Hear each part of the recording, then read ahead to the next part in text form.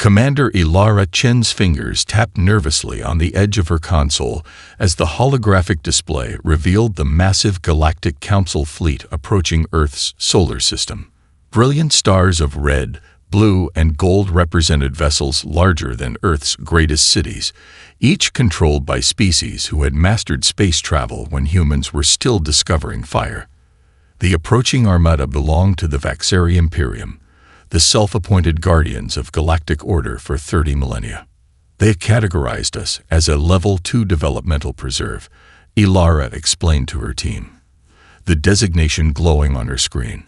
Essentially, they see us as intelligent animals in a zoo. Lieutenant Omar Rashid leaned closer to examine the display. And they just showed up without warning. No diplomatic overtures. The Vaxari don't believe diplomacy applies to species beneath a certain technological threshold, Ilara replied, pulling up additional data with a flick of her wrist. We've barely had faster-than-light capabilities for a century. To them, that makes us toddlers with dangerous toys. The real crisis emerged 3 days later when the Cronus anomaly, a swirling vortex of distorted spacetime, suddenly appeared near Neptune's orbit. Within hours, it had already consumed Pluto and its moons, the energy readings suggesting it would continue expanding until it devoured the entire solar system. Ambassador Tuleth arrived with an observation fleet rather than assistance. His vessel, elegantly curved like a massive glass dragonfly, dwarfed Earth's largest military ships. The ambassador himself stood nearly 3 meters tall, his translucent skin rippling with colors expressing what the translation software identified as academic interest as he observed the planet-killing anomaly from the command center. Your species simply lacks the neural pathways to comprehend quantum temporal mechanics, the ambassador stated, his 4 eyes blinking in perfect synchronization. He placed a 7-fingered hand on Ilara's shoulder with what might have been intended as compassion. We will document your civilization's final moments with the utmost scientific accuracy. Your cultural achievements will be preserved in our archives for future scholarly study. Ilara brushed his hand away, her patience wearing thin. With respect, Ambassador, we're not interested in becoming a footnote in your archives. We intend to survive this. Tuleth's skin shifted to a pale violet. Amusement, according to the translator. An admirable sentiment. However, even our civilization, with 30,000 years of scientific advancement, cannot counteract a Class 9 temporal anomaly once it reaches critical expansion. The mathematics are quite definitive. As the ambassador returned to his observation vessel, Ilara gathered her team in the secured lower levels of the United Earth Defense Force headquarters. Dr. Sofia Martinez, the brilliant astrophysicist whose theories on space-time manipulation had been rejected by mainstream academia. Dr. Kwame Osei, whose experimental work with gravitational lensing had been deemed too dangerous by the Scientific Ethics Committee. And Dr. Isaac Chen, Ilara's brother, whose algorithms for predicting chaotic systems had earned him both a prestigious award and dismissal from 3 research institutions. The aliens are right about one thing, Ilara told them, projected images of the expanding anomaly rotating above the conference table. Conventional approaches won't work here, but humanity has never been particularly conventional, have we? While 17 alien vessels positioned themselves at safe distances to record Earth's destruction with their powerful sensors, humans across the solar system mobilized in a way that caught the watching aliens completely by surprise. Mining vessels from the asteroid belt abandoned their payloads and raced toward Earth. Research stations around Jupiter redirected their power to long-range scanners. Colonies on Mars and Europa evacuated non-essential personnel to make room for scientists and engineers volunteering for what many considered a suicide mission. They're not retreating, observed a junior Vaxari scientist. They're converging, moving toward the danger rather than away from it. Tuleth watched the human activity with growing fascination. A final gesture of solidarity before extinction. Remarkable. Make sure we're recording their communication frequencies. The psychological data will be invaluable. What the Vaxari failed to understand was that humanity wasn't gathering to witness the end together. They were pooling their resources, their knowledge, and their determination to fight against what every advanced species in the galaxy considered inevitable. The battle for Earth's survival had begun. Dr. Alejandro Reyes hurried through the crowded emergency command center, his wild salt and pepper hair and rumpled clothing standing in stark contrast to the crisp uniforms surrounding him. Security officers stepped aside as he passed, some with expressions of skepticism, others with desperate hope in their eyes. Just 3 months ago, the eccentric physicist had been denied funding for the 7th consecutive time by the Global Science Foundation, his theories on gravitational harmonics dismissed as fundamentally unsound and divorced from established physics. Now, as the Cronus anomaly consumed Pluto and sent devastating gravitational waves toward the thriving human colonies on Titan and Europa, Dr. Reyes represented Earth's last and best hope.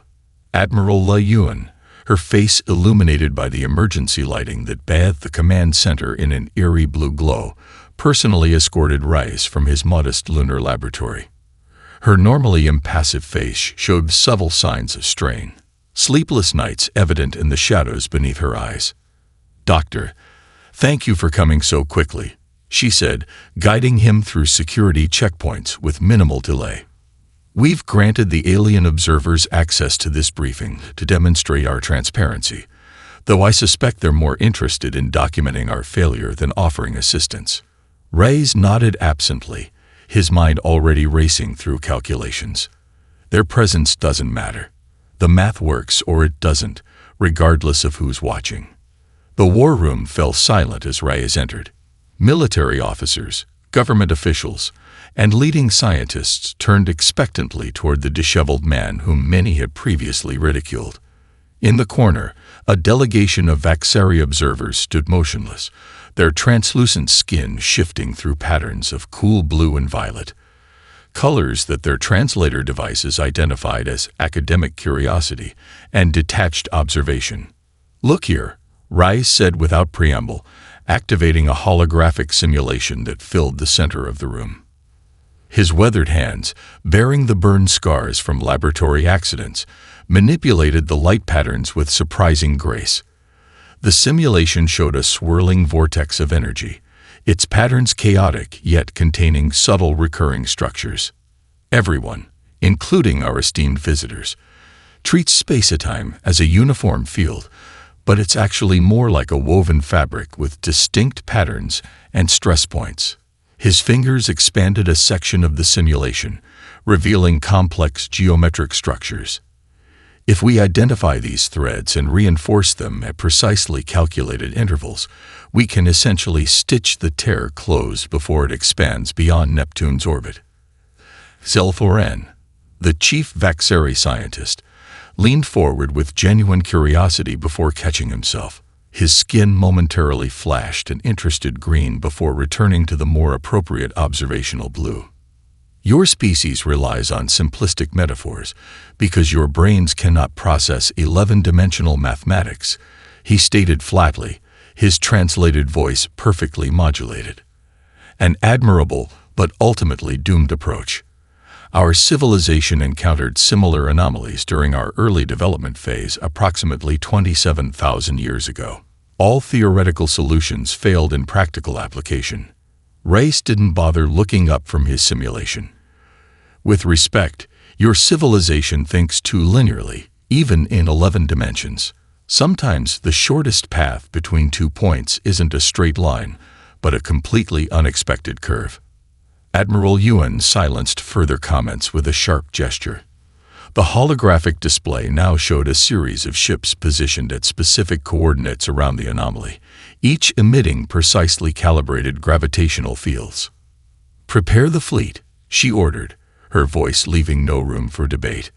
"All available ships, including civilian vessels with retrofitted shield generators. Dr. Reyes will transmit the exact specifications needed for the field generators." The Ragdig human fleet, 37 vessels of wildly different designs and capabilities, assembled near Mars orbit within 18 hours. Mining ships with hastily installed military-grade thrusters flew alongside research vessels carrying experimental gravitational sensors. The alien observation vessels transmitted continuous updates to their homeworlds, documenting what galactic betting pools had calculated as a 99.87% probability of human extinction within the next 24 hours. Most fascinating, T-Leth remarked to his colleagues as they observed the human fleet's formation. They face certain destruction, yet they coordinate as if victory were possible. This level of collective self-deception warrants further study. What the Vaxari couldn't comprehend was that the humans weren't deceiving themselves.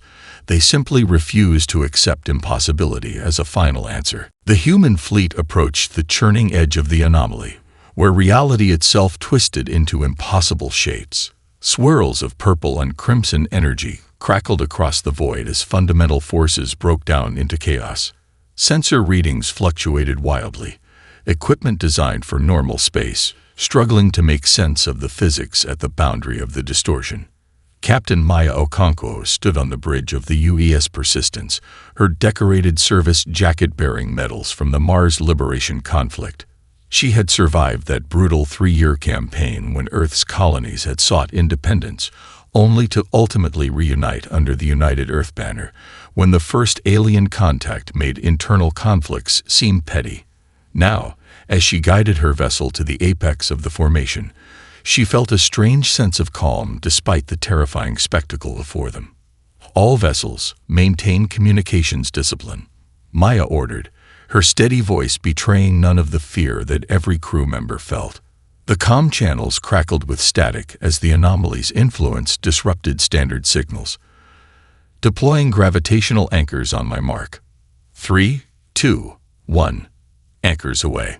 From the underbelly of the Persistence, massive cylindrical devices ejected into space, their internal systems already generating precisely calculated gravitational fields.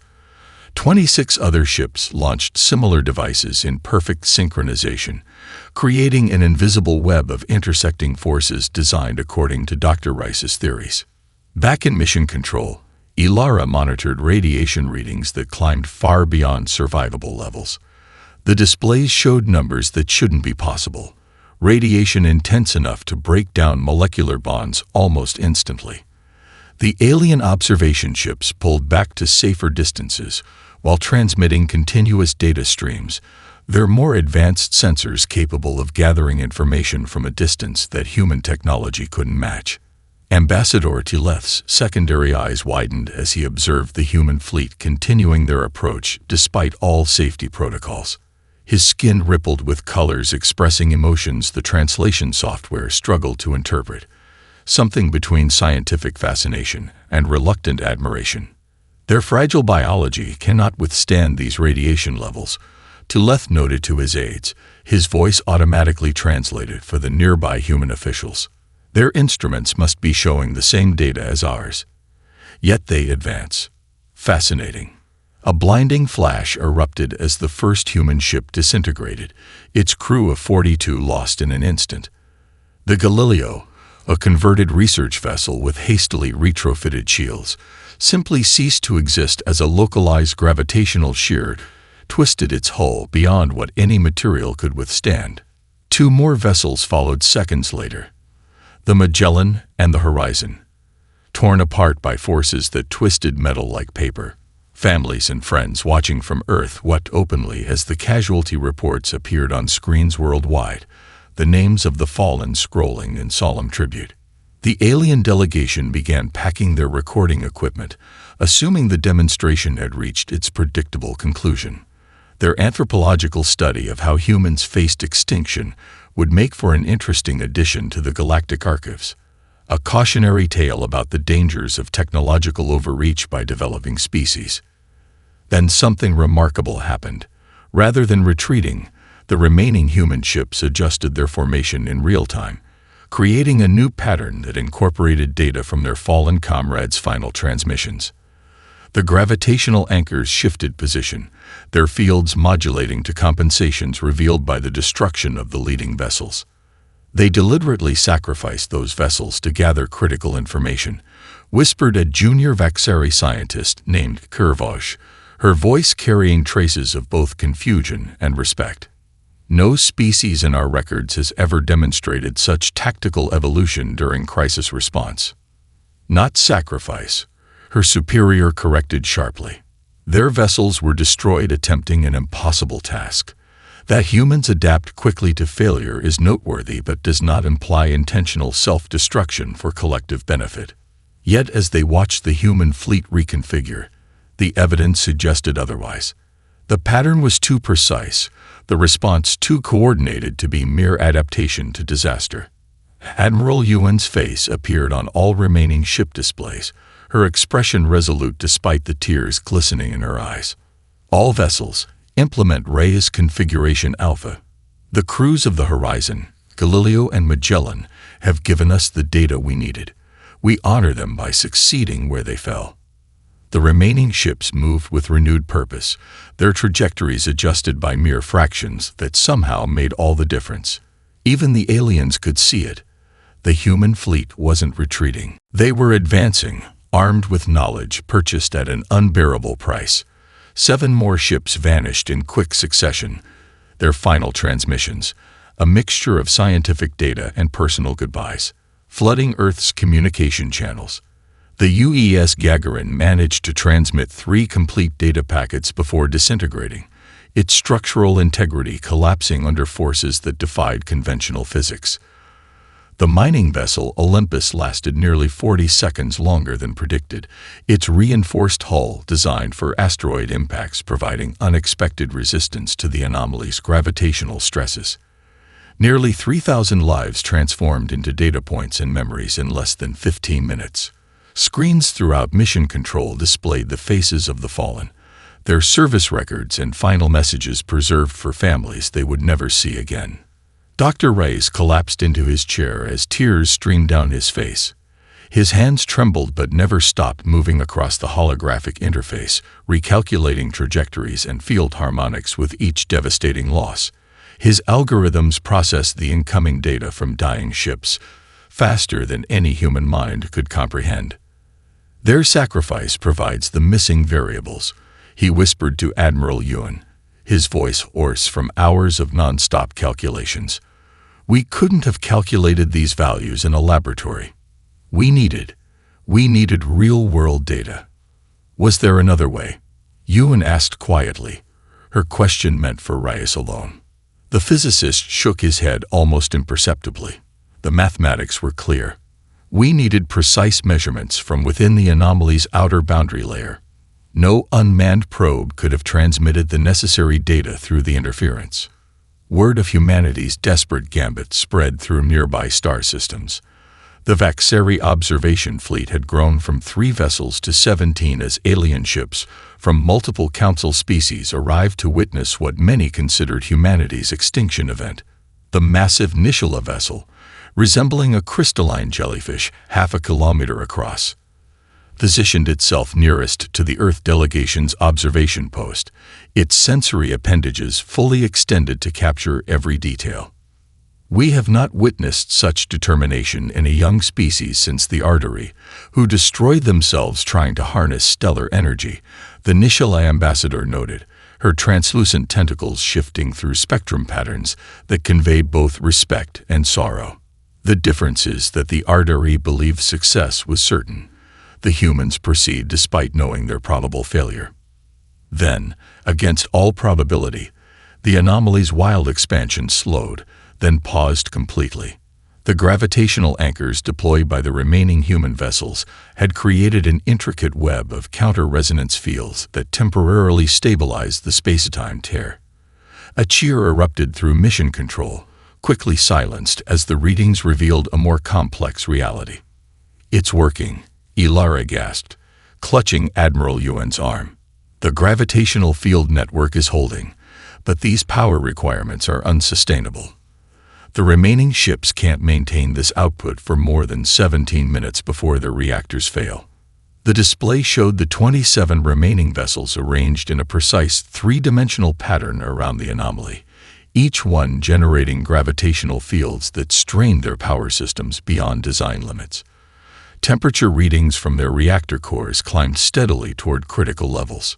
Captain Hiroshi Tanaka's weathered face appeared on the main screen, transmission quality degrading from the intense radiation surrounding his vessel, the UES Pathfinder.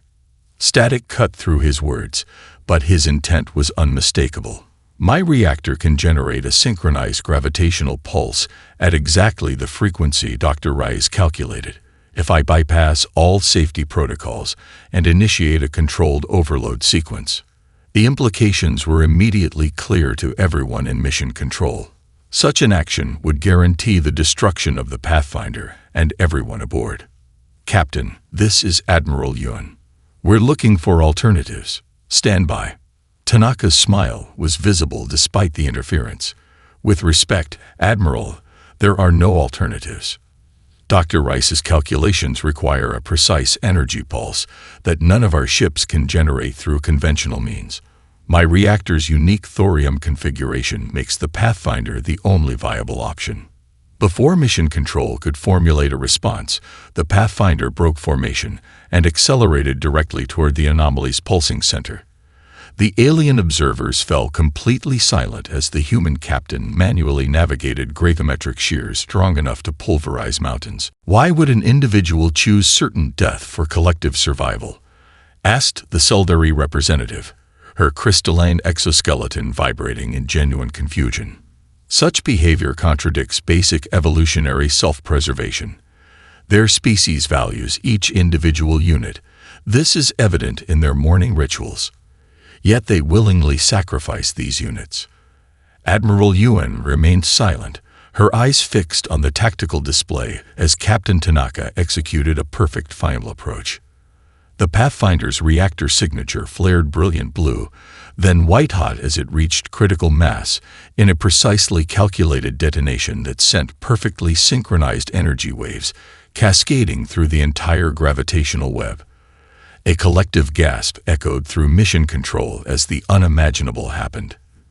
The anomaly didn't merely stabilize, it transformed completely. The destructive vortex collapsed inward, its chaotic energy reshaping into a perfectly circular disk of shimmering blue-violet light. Where death and destruction had threatened humanity's existence, now hung a stable Einstein-Rosen bridge, a navigable wormhole connecting different regions of space. The transition happened in seconds. One moment, the Pathfinder was breaking apart under the strain of its overloading reactor. The next, the anomaly's violent energy patterns reconfigured, absorbing the explosion and using it as a catalyst for an entirely new spatial configuration. Incredible, breathed Dr. Reyes, staring wide-eyed at readings that defied every prediction. His hands trembled as he manipulated the holographic displays, trying to make sense of the data flooding in from the surviving ships. Captain Tanaka's sacrifice created a harmonic resonance cascade that didn't just repair the tier, it restructured it into a stable transit configuration. It's beautiful.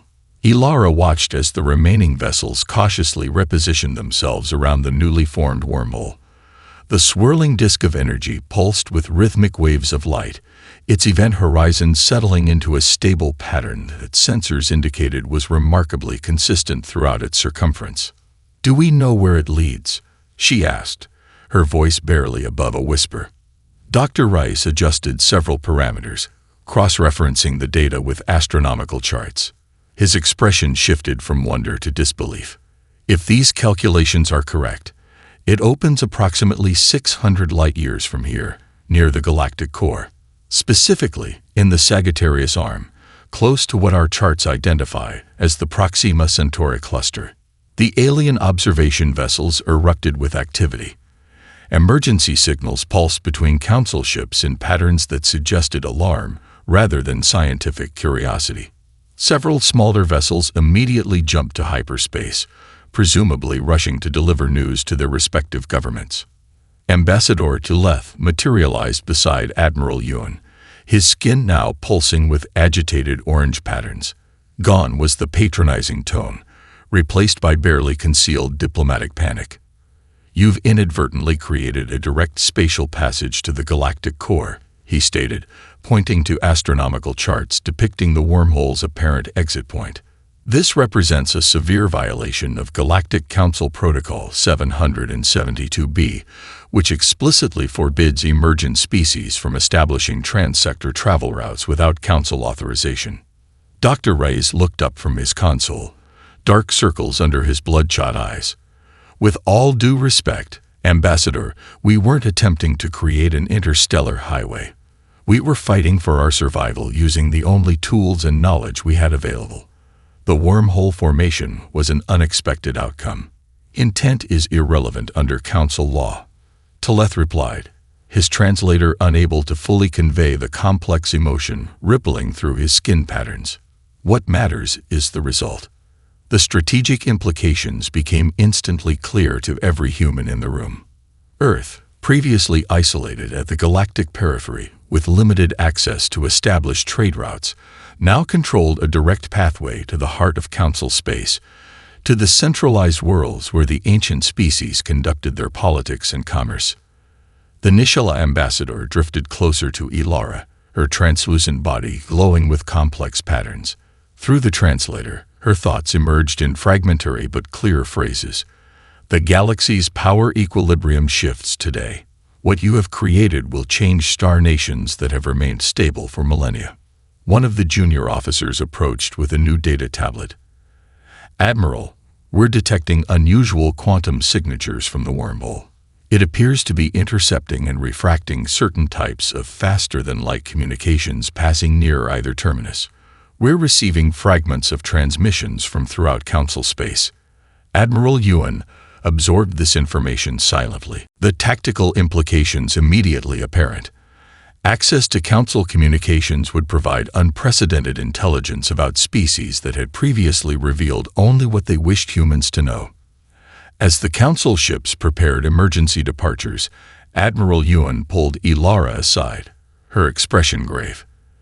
They're not leaving to congratulate us. They'll return with battleships, not observation vessels. We have weeks at most before they attempt to seize control of the wormhole. Ilara nodded, already formulating diplomatic strategies. Then we better use that time wisely. The Galactic Council convened an emergency session for the first time in 7 centuries, gathering representatives from over 300 stellar nations in the massive concordance chamber. Giant crystal columns rose hundreds of meters toward a transparent dome, revealing the spectacular triple star system at the heart of Council space. Light from 3 suns, crimson, gold, and pale blue, cast ever-shifting patterns across the assembled delegates, many of whom had traveled for weeks to attend this unprecedented meeting. The humans, previously dismissed as primitive curiosities, now dominated the agenda of the most powerful political body in the known galaxy.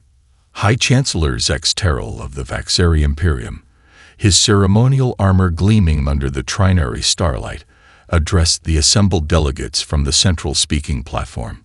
His voice, amplified by ancient acoustics rather than technology, reached every corner of the vast chamber. The situation demands immediate containment action, he declared, carefully avoiding the explicit term military intervention, while leaving no doubt about the intended deployment of the Vaxeri battle fleet to seize control of the wormhole. Unregulated access to a direct pathway near our administrative core represents an unacceptable security breach. The species responsible lacks the maturity to understand the implications of what they have created. Murmurs of agreement rippled through the gathered representatives of the ancient powers, species that had dominated the galactic scene for thousands or tens of thousands of years. The Seldari delegation's crystalline forms pulsed with light patterns indicating strong support, while the gelatinous Chthon representatives vibrated at frequencies expressing cautious agreement. What the ancient council members failed to realize was how humanity had utilized the 3 weeks of deliberation. While the established powers followed debate protocols established thousands of years earlier, requiring formal statements, ritualized responses, and mandatory reflection periods between each speaking turn, Earth sent diplomatic teams to dozens of overlooked worlds. Commander Ilara Chen, hastily appointed as humanity's first official ambassador to the Council, entered the Concordance chamber flanked by representatives from 27 previously marginalized species. Her simple blue uniform stood in stark contrast to the elaborate ceremonial garb of the established council members. Among her delegation were the insectoid clerics, whose mineral-rich homeworld had been stripped for resources under protective management treaties, the photosynthetic lumari, relegated to observer status despite their advanced biotechnology, and the silicon-based Thorva, whose unique mathematical approach to spacetime had been dismissed as primitive intuition by Vaxari theorists. Honorable delegates, Elara began, her amplified voice echoing through the vast chamber. Though she had never addressed a gathering larger than an Earth conference room, years of crisis management training kept her voice steady. Before you vote on the Vaxari containment proposal, there's critical information you should consider. She activated a small device on her wrist, projecting a holographic display visible to all attendees. The projection showed a complex network of energy signatures emanating from the wormhole humanity had inadvertently created. The wormhole created by humanity's defensive actions has unique quantum entanglement properties that allow it to intercept faster-than-light communications, passing within 50 light-years of either terminus. This was not by design but is an inherent characteristic of its formation method. The implications settled over the assembly like a winter frost. Every major council species used quantum-entangled communications for their most sensitive diplomatic and military communications, believing them to be perfectly secure. Elara continued calmly, "We've been listening to your private diplomatic channels. We know about the Vaxari bioweapon research facilities on Praxis 3, supposedly a wildlife preservation moon. We know about the Seldari Corporation's mineral rights violations in the Taurus Reach that caused the extinction of 3 sentient species." She paused as the chamber erupted into pandemonium. Ancient species that had maintained careful facades of cooperation for millennia now turned accusatory appendages toward one another. The Seldari representative's crystalline form vibrated with such intensity that small fragments shattered on the chamber floor. The Vaxari delegation's skin shifted through colors that the translators couldn't even interpret. Most importantly, Elara continued when the chamber's sonic dampeners finally reduced the chaos to a manageable level. "We've shared specific evidence with every affected species and star nation. Humanity seeks neither war nor dominance. We propose instead a new galactic compact, one that provides equal protections and opportunities for all sentient species regardless of their technological development stage or political history." As she outlined the proposal, representatives from dozens of marginalized species moved to stand alongside the human delegation. Each arrival further disrupted the carefully arranged hierarchy that had defined council proceedings for millennia.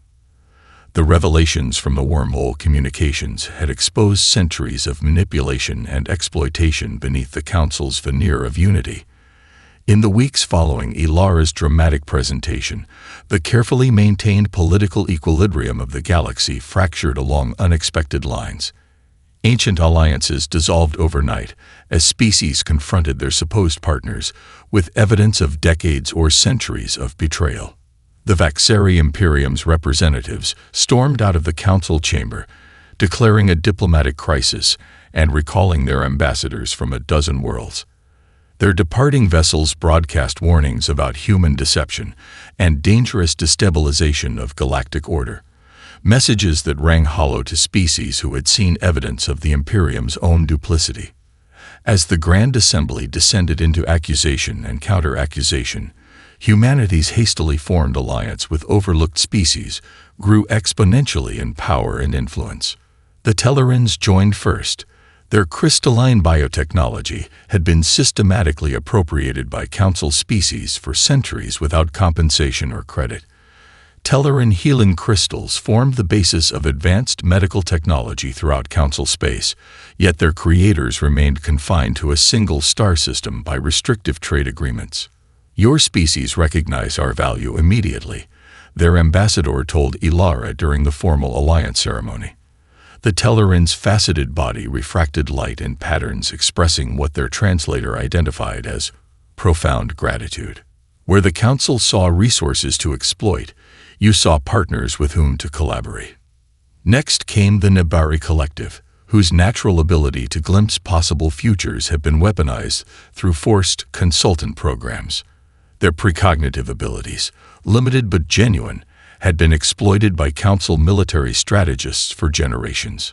We have foreseen multiple branching futures stemming from this alliance, the Nabari representative communicated, their thoughts transmitted directly to Ilara's mind through their unique form of telepathy. The path alongside humanity, while uncertain, offers the greatest possibility for true autonomy. The Daktari refugees, whose ancestral homeworld had been stripped to its mantle for rare minerals, brought their remarkable ecological restoration expertise. Their skills in healing devastated planetary biospheres had been honed through necessity as they struggled to make barren colony worlds habitable. Within weeks, over 40 species had aligned with what Earth modestly called the Mutual Advancement Pact. Unlike the hierarchical council structure, this new alliance operated on principles of technological and cultural exchange that benefited all members equally. Ambassador Ilara established a diplomatic headquarters on Luna, hosting delegations from across the galaxy. The Grand Meeting Hall featured a circular design where no species occupied a position of greater prominence than any other, a physical manifestation of the Alliance's philosophy that stood in stark contrast to the Council's tiered seating arrangements that physically elevated ancient species above younger ones. We designed it this way deliberately, Ilara explained to the Nishala ambassador, whose crystalline tentacles expressed curiosity about the unusual architectural choice. Equal voices require equal spaces. It's a physical reminder of our core principles. Meanwhile, Earth's research centers hummed with unprecedented activity as human scientists collaborated with alien counterparts. The cross-pollination of ideas and techniques yielded astonishing breakthroughs. Human adaptability and lateral thinking, combined with technologies humans had never before encountered, produced innovations that stunned even the most ancient civilizations. A joint human-Telleran team developed a new class of medical nanites that could adapt to any biological system. Daktari ecological engineers working alongside Earth botanists created soil remediation techniques that could restore radiation-blighted landscapes in months rather than centuries. Human computer scientists and Nabari precognitives designed prediction algorithms of unprecedented accuracy. They approach problems differently. Hazel Foran explained to the Vaxeri High Command during an emergency strategic assessment, his research vessel maintaining a discrete distance from Earth's flourishing orbital habitats. Their surveillance drones captured images of bustling construction projects as humanity's solar system transformed into an interstellar diplomatic and research hub, where we methodically pursue perfect solutions through exhaustive analysis spanning decades or centuries. They implement imperfect solutions immediately, then rapidly iterate improvements. They accept failure as a necessary step toward success, not as evidence of unworthiness. The Battle of Sol lasted precisely 6 hours and 17 minutes. The Vaxeri fleet, expecting to face primitive human vessels with hastily adapted alien technology, instead encountered a defense network unlike anything in recorded galactic history. 87 Vaxeri warships, sleek predators built from technology refined over 30 millennia, emerged from hyperspace in perfect attack formation at the edge of the Sol system. Surrender control of the wormhole immediately came the transmission from the Vaxeri flagship, the Eternal Dominion. Resistance will result in planetary sanctions. The diplomatic euphemism for orbital bombardment wasn't lost on Admiral Ewan, as she coordinated the defense from the newly constructed Harmony Station near the wormhole's perimeter. The station's name had been chosen for its aspirational quality rather than as a reflection of current galactic politics. "We respectfully decline," she responded simply, giving the signal that activated the integrated defense system. The coalition forces, led by Admiral Ewan aboard the flagship UES Tanaka, named in honor of the captain whose sacrifice created the wormhole, executed battle strategies that evolved in real time as the conflict progressed. Telleran crystal matrices amplified the shield strength of human vessels. Nibari navigators provided microsecond perfect predictions of enemy movements. Tactari environmental specialists had helped design atmospheric countermeasures that rendered certain Vaxari weapons ineffective. Most importantly, the combined fleet operated with seamless cooperation, species with radically different physiologies and psychologies working together with an efficiency that the hierarchical Vaxari command structure couldn't match. "Their shields are adapting to our energy signatures," reported the Vaxari fleet commander, her skin pulsing with disturbed patterns as the third wave of attacks dissipated harmlessly against the defensive perimeter. "And their targeting algorithms are predicting our maneuvers before we execute them." When the Eternal Dominion itself suffered critical damage to its propulsion systems, leaving it adrift and vulnerable, the Coalition forces did something that shocked the Vaxari more than any weapon could have. They offered assistance rather than destruction. "We have no desire to destroy your vessels or harm your crews," Admiral Ewan transmitted across all frequencies. "Our quarrel is not with individual Vaxari, but with policies of domination. Surrender, and you will be treated with dignity."